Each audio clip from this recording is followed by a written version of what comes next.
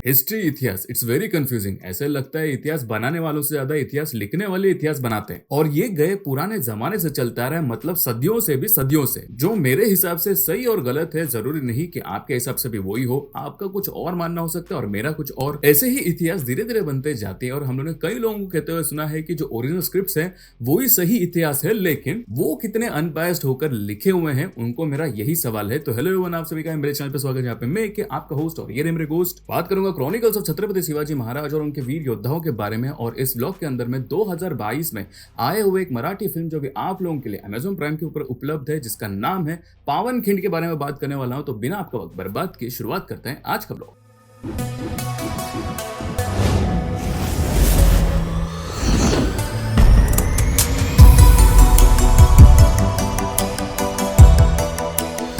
इतिहास इसलिए भी कंफ्यूजिंग होता है क्योंकि बहुत सारी चीजें साइड बाय साइड हो रही होती हैं, और सभी इंसिडेंट्स को ध्यान में रखना बहुत ही कठिन होता है। उन घटे हुए घटना और तारीखों के बीच बहुत सारी उलझन हो सकती है, और इसलिए मैंने कोशिश किया है कि जितना हो सके उतना अच्छे और आसान भाषा में छत्रपति शिवाजी महाराज के ऊपर बनी हुई इन फिल्मों के बारे में और उनके संबंधित कुछ जानकारी आप लोगों को दूं। तो आपको मेरे इस हफ्ते के तीनों व्लॉग फॉलो करने होंगे, क्योंकि वो एक दूसरे से जुड़ी हुई है, और अगर आपने एक भी व्लॉग मिस कर दिया तो कंफ्यूजन हो सकता है। जहां कहीं से भी मैंने इन सारे इन्फॉर्मेशन को इकट्ठा किया है, उनके सारे लिंक्स मैंने डिस्क्रिप्शन बॉक्स में दिया हुआ है, और सभी लिंक्स सिक्योर्ड है और ऑफिशियल साइट्स है, तो वायरस का कोई लोचा ही नहीं। तो चलो हिस्ट्री देखते हैं। यकीन मानो आप लोगों को बोर नहीं करूंगा। मालूम है मुझे हिस्ट्री बहुत ही बोर होता है, और इसीलिए बहुत आसानी से हम जैसे लोगों को गुमराह किया जाता है। अंग्रेजों से ज्यादा अगर भारत को किसी ने गुलामी में रखा है तो वो है मंगोल एम्पायर, जो मंगोलिया से आए थे। 1170 यानी कि 1117 के समय में साधारण आदिवासी के मुख्यमंत्री का बेटा, जिसे छोटे उम्र में ही अपने पिता को खोना पड़ा। शादी होते ही अपनी बीवी को किसी और के चंगुल से लाना पड़ा। खुद के भाई के दिल में तीर उतारना पड़ा, और मुंह बोले भाई के हाथों से छल और कपट से अपने अच्छे लोगों को गर्म पानी में जिंदा उबलते हुए देखना पड़ा। वो बंदा लिए हुए एक शपथ से एक दिन आधे विश्व पर राज करेगा, ये कभी किसी ने सोचा नहीं था। उसका नाम था Temujin. And in 1206, a new title was created to honor him. Universal King, ruler of all men, Genghis Khan. जो इंडियन सबकॉन्टिनेंट में चिंगिस खान से भी जाना जाता है। जिस बंदे ने बचपन से सिर्फ यही देखा है कि दुनिया में अगर सबसे बड़ी संपत्ति है तो वो है दुश्मन को हराकर उनकी पूरी सेना, संपत्ति, घोड़े और उनके औरतों को लूटना, उसके अलावा और कुछ नहीं। उसकी यही प्रथा वो अपने पूरे सेना में और आने वाले सभी पीढ़ी में फैलाता है। और मंगोलिया में तो यही प्रथा है कि जिस किसी को भी जो कोई भी चीज पसंद आती है वो सीधा उसे उठाकर अपने पास ले आता है। और अभी भी ये प्रथा कहाँ कहाँ पे फॉलो किया जाता है, ये आप गूगल सर्च करके तो देख ही सकते हो। आदमी के लिए इस दुनिया में सब कुछ एक संपत्ति ही है, क्योंकि इंसान अपनी इंसानियत बेच खाया है। अपने साम्राज्य को आगे बढ़ाते बढ़ाते वो चीन में आ जाते हैं, और क्योंकि उन्हें सिर्फ और सिर्फ एक सपाट जमीन पर ही लड़ने की आदत थी, लेकिन जब चीन के अंदर बीजिंग के ऊपर जीत हासिल करने के लिए आए, तभी किले जैसे दीवारों को देखकर बहुत चक्के हो गए। जिंदगी में तंबू के अलावा उसने कुछ देखा ही नहीं था। तभी इस समस्या से परेशान होकर उसने चीनी मास्टरमाइंड्स को रिश्वत देकर अपने घेरे में ले लिया, और उन दीवारों को कैसे तोड़ा जाए और किले के बाहर अपना तंबू बिछाकर बाहर का कोई भी सामान उस किले के अंदर ना जा पाए, ऐसे कुख्यात रणनीति को अपना लेता है। और अंदर के सभी लोगों को भूखमरी से मारते हुए और उन्हें कमजोर करते हुए गेंगिस खान और उसकी फौज बीजिंग पर फतेह पा लेती है, और कम से कम 1 महीने तक उस शहर को जलाते हुए और औरतों के ऊपर अत्याचार करते हुए खुशहाल बीजिंग को शमशान बना देते हैं। कहीं जाने माने स्कॉलर्स का कहना है कि उस जलते हुए शहर में उसके लोगों ने इंसानों के हड्डियों का पहाड़ खड़ा कर दिया था। चीन को हासिल करके अलग अलग रणनीति सीखकर, बारूद के बारे में जानकर और रेशमी कपड़े पर चीन से मिलने वाले स्याही से कला को प्रसिद्ध बनाकर, काराकोरम को अपना राजधानी बनाकर, सिल्क रूट के द्वारा उसने middle east, Persia, Russia, Kyiv, Iran, Afghanistan ऐसे बड़े बड़े देशों के ऊपर अपनी हुकूमत बना ली। मंगोलियंस पढ़े लिखे नहीं थे, लेकिन गेंगिस खान को यह पता था कि अगर जन्मों के लिए अमर होना है, जो उसके अंदर बहुत बड़ी जिज्ञासा थी, तो लिखित दस्तावेज होने चाहिए। इसलिए उसने अपने दरबार में से कुछ चहितों को चुन के और जो चीन के पढ़े लिखे पंडित थे उन्हें पकड़ के उनके हाथों से उसने लिए हुए निर्णयों और उसने किए हुए वीरता और महानता की पुल बांध दी। अभी बताओ, जो इंसान इतना खतरनाक है उसके बारे में कोई बुरा लिख सकता है भला? वो तो शायद ही उसके अत्याचार के शिकार हुए लोग ही ऐसे कुछ लिखेंगे, लेकिन क्या वो जिंदा बचेंगे? कहने के लिए तो सिर्फ उसके 5 ही बच्चे थे, लेकिन असल में उसके हर गली, मोहल्ले, शहर और देशों में बच्चे थे। जो रोमन्स गए 400 साल से कर रहे थे, वो इस बंदे ने 25 साल में ही कर लिया। और जितना जमीन अलेक्जेंडर के पास था उससे 10 10 गुना ज्यादा इसने हासिल कर लिया। इस बात को गौर से सुनो, 1227 में उसकी मौत के वक्त उसने उसके पीछे उसके सभी बच्चों के लिए, रिश्तेदारों के लिए लगभग 1,30,000 सेना और आधा देश राज करने के लिए छोड़ गया। मंगोलियंस खाना बदोश थे, वो किसी भी जात पात से प्रभावित नहीं तो सिर्फ और सिर्फ ताकत और पैसे के भूखे थे। कभी एक जगह लंबे समय के लिए नहीं ठहरते थे, वो जिस किसी शहर से गुजरते उसे हासिल करते।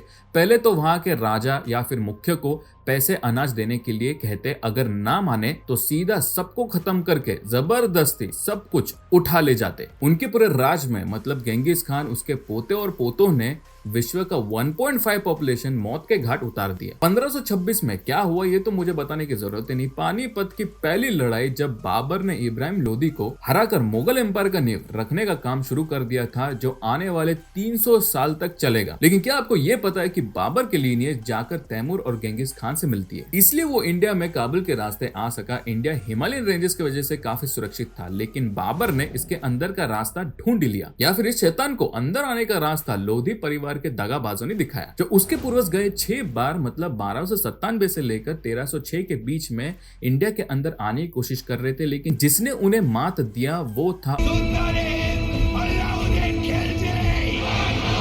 तभी दिल्ली में वो राजगद्दी संभालता था। लेकिन उसके मरने के बाद 1398 में तैमूर आकर दिल्ली में हमला कर चुका था, लेकिन अपने परदादाओं जैसे दिल्ली के ऊपर राज करने नहीं तो अपने ताकत का प्रदर्शन और लूटने आया था, जो वो करके वापस चले गया। लेकिन इस बार बाबर लूटने नहीं तो बसने आया था, क्योंकि इस बार बाबर को अपने great great great grandfather Genghis Khan के सपने को पूरा करना था, वो है पूरे विश्व पर कब्जा। Genghis Khan died without having achieved what he believed was his destiny, to conquer the entire world.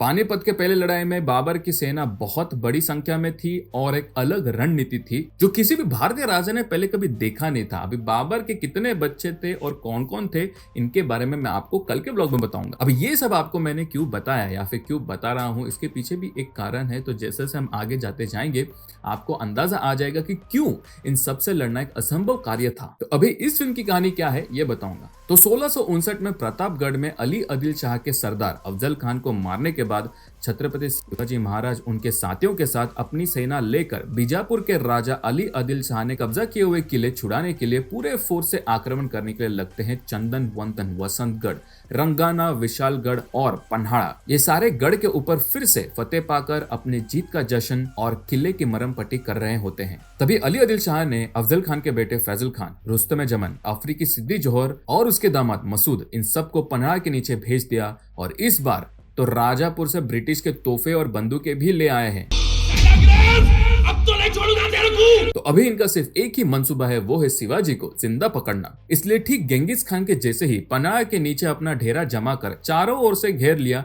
और सिर्फ इंतजार कर रहा था कि कब छत्रपति शिवाजी महाराज आएंगे और अपना सर झुकाएंगे। अभी छत्रपति शिवाजी महाराज सर झुकाने वालों में से नहीं तो सर काटने वालों में से है। ये अफजल खान के मरने के बावजूद भी इन चूतियों को समझ नहीं आया। खुजाने वाला जानवर अगर खुजाना ही छोड़ देगा तो उसका अस्तित्व क्या रहेगा, ऐसे थे ये लोग। तो एक तरफ साउथ में सिद्दी जोहर ने उन्हें फंसा कर रखा है और नॉर्थ साइड में मुगल के शाहिस्ता खान ने पुणे के ऊपर आक्रमण करके उसे हासिल कर रहा है, जिसमें उसने छत्रपति शिवाजी महाराज के पुणे के घर लाल महल को अपना डेरा बना लिया, क्योंकि उसे भी छत्रपति शिवाजी महाराज चाहिए। काय तुमच्या बापाची ठेवे का, जो देखो उसे चाहिए शिवा। तांडव करेगा ना, गांड फट जाएगा और तीसरी आंख खोलेगा तो सर धड़ से अलग हो जाएगा। छत्रपति शिवाजी महाराज को लगा कि आने वाले मुसलधार बारिश के मौसम में ये सब गिले हो जाएंगे और वहां से बह जाएंगे, क्योंकि सह्याद्री की बारिश मतलब सब कुछ बहा देता है। लेकिन ये तो बाजा उल्टा ही पड़ गया, क्योंकि इस बार वो पूरे बंदोबस्त के साथ आए थे और चाहे जो कुछ भी हो उन्हें छत्रपति शिवाजी महाराज को खत्म ही करना है। उस वक्त छत्रपति शिवाजी महाराज के साथ पन्हाड़ा के ऊपर रायाजी, खोयाजी बांदल, बाजी प्रभु और फुलाजी प्रभु ये सभी लोग थे और नेताजी पालकर को हमेशा बाहर गश्त लगाने का काम दिया था कि जब लगे तभी हमले के लिए तैयार रहें, क्योंकि इस बार किला नहीं तो छत्रपति शिवाजी महाराज सही सलामत रहने चाहिए। लेकिन जब छत्रपति शिवाजी महाराज को पता चला कि ये लोग तो बारिश के मौसम में भी वहां से हिल नहीं रहे हैं, तब बेचैन होकर उन्होंने एक युक्ति लड़ाई। उस किले में हुबेहू अपने जैसे दिखने वाले नाई को शिवाजी का रूप दिया और उससे वहां के किले में सिद्दी जोहर को झूठा आश्वासन देके बिठा दिया और 600 चुने हुए लोगों के साथ वहां से एक घने अंधेरी रात को भरे बारिश में विशालगढ़ जाने का प्लान बनाते हैं और कुछ गिने चुने लोगों को पनाह की देखरेख करने के लिए छोड़ जाते हैं। अब इस फिल्म में आपको यही देखने के लिए मिलेगा कि कैसे छत्रपति शिवाजी महाराज ने सिद्दी जोहर को अपने बातों में फंसा के वहां से भाग निकलते हैं और कैसे जिस रास्ते उन्हें निकलना होता है लेकिन अपने पूरे सेना को घोड़खिंड में छोड़ के जाना पड़ता है, क्योंकि सिद्दी जोहर के लोगों को पता चल जाता है कि छत्रपति शिवाजी महाराज भाग रहे हैं और इसलिए उनका पीछा करने लगते हैं और उन्हें रोकने के लिए बांदल सेना बाजी प्रभु और उनके भाई पीछे रुक जाते हैं और छत्रपति शिवाजी महाराज को आगे जाने का आग्रह करते हैं। उनके पीछे छूट जाने की वजह से घोड़खिंड इन शूर वीरों के खून से पावन खिंड कैसे हो जाती है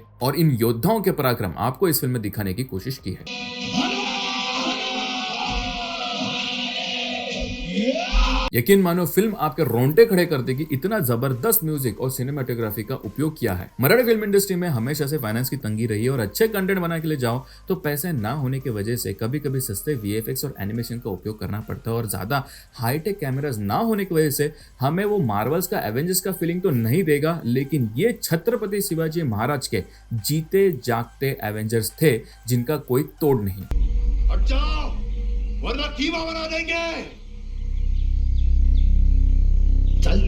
दिल के अंदर के खून को उबाल देने वाले डायलॉग से आपको उनके वीरता की झलक दिखाएगी। अभी धीरे धीरे मराठी इंडस्ट्री में भी अच्छी फंडिंग और टेक्नोलॉजी आ रही है जिसके वजह से ये फिल्म आपको बिल्कुल निराश नहीं करेगी। उनके हिसाब से जितना हो सके उतना उन्होंने बहुत ही अच्छे से इस फिल्म को बनाया है। ये सारे कॉस्ट्यूम, आउटसाइड शूट, इतने सारे प्रॉप्स और इतने सारे फाइट सीन्स, ये सब अकल्पनीय है। ये मैं मराठी फिल्म इंडस्ट्री के हिसाब से कह रहा हूँ। ऑब्वियस है मैं राजा मौली और करण जौहर के फिल्म से कंपेयर नहीं कर रहा हूँ। ये फिल्म काफी फास्ट है और छत्रपति शिवाजी महाराज पावन खिंड की कहानी अपने बेटे संभाजी को पावन खिंड में बैठकर बता रहे हैं। तो सिर्फ इसी इंसिडेंट पे फिल्म बनाया जा सकता था, लेकिन फिर वो बाद में 1 ही घंटे का हो जाता है, इसलिए बाकी सारे कैरेक्टर्स को भी इस फिल्म के अंदर दिखा के थोड़ा सा लंबा बनाया गया है। सभी कैरेक्टर्स की एक्टिंग बहुत ही जबरदस्त है और कास्टिंग बढ़िया किया गया है। तो रेटिंग की बात करो तो सीबीएफसी के अनुसार इसे यूए का रेटिंग मिला है, यानी कि PG-13 समझ लो। तो 13-14 साल के नीचे बच्चे अकेले से इस फिल्म को बिल्कुल भी ना देखें, लेकिन पेरेंट्स के साथ आराम से बैठ के देख सकते हैं। इसके थोड़ा सा खून खराबा है जिससे वो थोड़ा सा डर सकते हैं, इसलिए उनके लिए कंफर्टेबल नहीं होगा, लेकिन full on family friendly film है। कंफर्टेबल कॉन्फिडेंटली बैठ के देखा जा सकता है। ये सिर्फ मराठी में ही अवेलेबल है विद इंग्लिश सबटाइटल्स के साथ, और ये विजुअली इंपैक्ट फ्रेंडली फिल्म भी नहीं। तो अगर आपको 2.5 घंटे का एक दिल को प्रसन्न करने वाला शूरवीर योद्धाओं का और छत्रपति शिवाजी महाराज के ऊपर बनी हुई फिल्म अगर देखना चाहते हैं तो मैं आपको ये 100% रेकमेंड करूंगा। 300 लोग और बाजी प्रभु, फुलाजी प्रभु, रायाजी बांदल कम से कम 24 घंटे बिना रुके कुछ खाए पिए 40 से भी ज्यादा घाव अपने बदन के ऊपर लिए 1000 से भी अधिक दुश्मन सेना के साथ उस खिंड में बहने वाले कासावरी नदी में तभी सिर्फ पानी नहीं तो अपने खून के साथ सुल्तान के सुल्तानियत के लोगों का खून बहता रहा।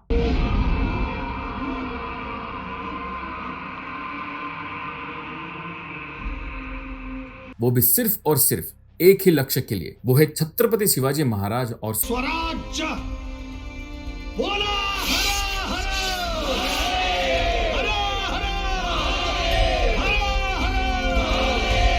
और ये फिल्म बांदल कबीले के लिए एक ट्रिब्यूट से ज्यादा स्वराज्य के लिए अपनी जान गंवाए हुए उन वीर लोगों के लिए एक आदरणीय श्रद्धांजलि है, और उनका योगदान इस पूरे स्वराज्य के लिए कितना महत्वपूर्ण था उसका एक छोटा सा प्रदर्शन किया है। इस फिल्म के अंतिम के 25 मिनट आपके दिल के धड़कन सिर्फ थम ही नहीं जाएंगे तो घिरने वाले हर एक सैनिक के ऊपर घाव आपके दिल चिरेंगे।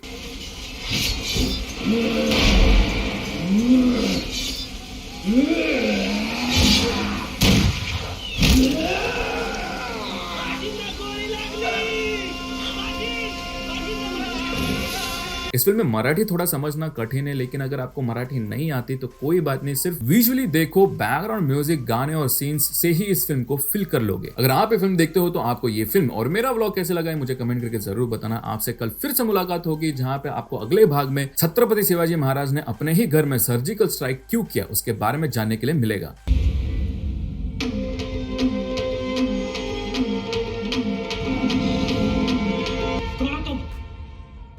आप लोगों का बहुत ही शुक्रगुजार हूं कि आप आपकी कीमती समय में से थोड़ा सा वक्त निकालकर मेरा ये छोटा सा व्लॉग देखते हो। तो बस आज के लिए इस व्लॉग में इतना ही।